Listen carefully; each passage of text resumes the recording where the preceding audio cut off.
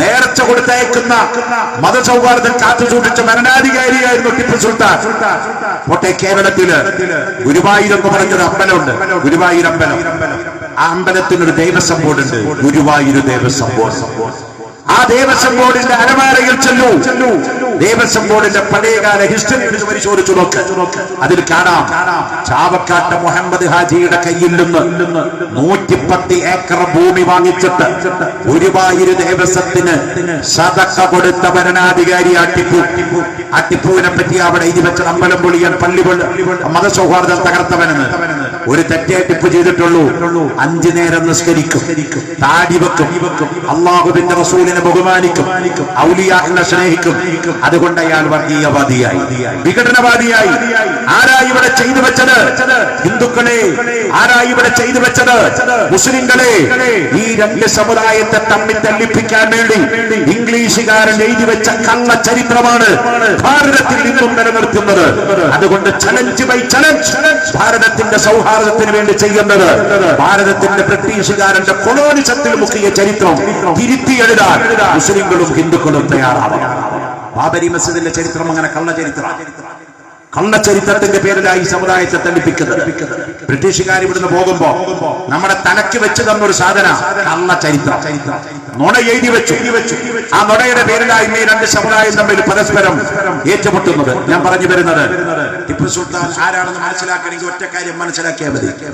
ഹൈദരലി ആ ടിപ്പുവിന്റെ ബാപ്പ.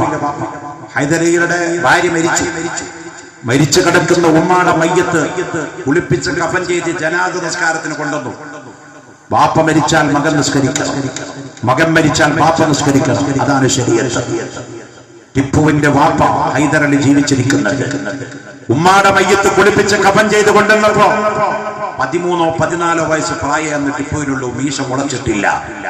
അമ്രത കേറി മുന്നോട്ട് നിന്നിട്ട് ടിപ്പു പറഞ്ഞു, അവിടെ ആലിമീങ്ങളുണ്ട്, പണ്ഡിതന്മാരുണ്ട്, സാദാത്യങ്ങളുണ്ട്. ടിപ്പു വിളിച്ചു പറഞ്ഞവരോട്, എനിക്കൊരു വലിയൊരു വസീയത്ത് പറയാനുണ്ട്.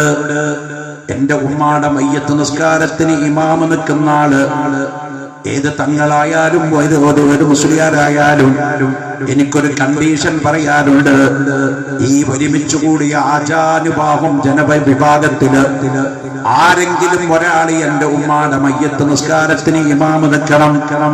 ആ ഇമാമ് നിൽക്കുന്ന ആൾക്കുള്ള ക്വാളിഫിക്കേഷൻ MA BEd അല്ല, IAS അല്ല, IPS അല്ല, IFS അല്ല, PhD അല്ല.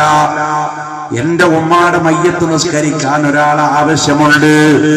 അയാളുടെ ക്വാളിഫിക്കേഷൻ എന്താണെന്നോ, ജീവിതത്തിൽ ഓർമ്മ വെച്ച നാള് മുതൽ ഈ സമയം വരെ സുബഹി ഖളാഅക്കാത്ത ആരെങ്കിലും ഉണ്ടെങ്കിൽ എന്റെ ഉമ്മാടെ മയ്യത്ത് നിസ്കാരത്തിന് അയാള് ഇമാമ് നിൽക്കട്ടെ. ഇത് കേട്ടപ്പോ അവിടെയുള്ള അലിമീങ്ങൾ തനിച്ചുപോയി. കാരണം എപ്പോഴൊക്കെയോ ഉറക്കത്തിൽപ്പെട്ട് സുബഹി ഖളായി പോയിട്ടുണ്ട്, എപ്പോഴൊക്കെയോ അബദ്ധത്തിൽ നിസ്കാരം ഖളായി പോയിട്ടുണ്ട്. നെഞ്ചത്ത് കൈവച്ചു പറയാൻ ആർക്കും സന്നദ്ധതയില്ലാത്ത വന്നപ്പോ 13 വയസ്സോ 14 വയസ്സോ പ്രായമുള്ള മീശ മുളക്കാത്ത പയ്യൻ കുട്ടി മുന്നോട്ട് വന്നിട്ട് പറഞ്ഞു, എന്റെ ഓർമ്മയിൽ ഇന്ന് വരെ എന്റെ സുബഹി ഖളായിട്ടില്ല, അതുകൊണ്ട് ഞാൻ തന്നെ എന്റെ ഉമ്മാക്ക് മയ്യത്ത് നിസ്കരിക്കുന്നു എന്ന് പറഞ്ഞ് ഹൈദരലിയെ മാറ്റി നിർത്തിക്കൊണ്ട് ഉമ്മാടെ മയ്യത്തിന്റെ മുമ്പിലേക്ക് കയറി വന്നിട്ട് മയ്യത്ത് നിസ്കരിച്ച ടിപ്പു സുൽത്താൻ.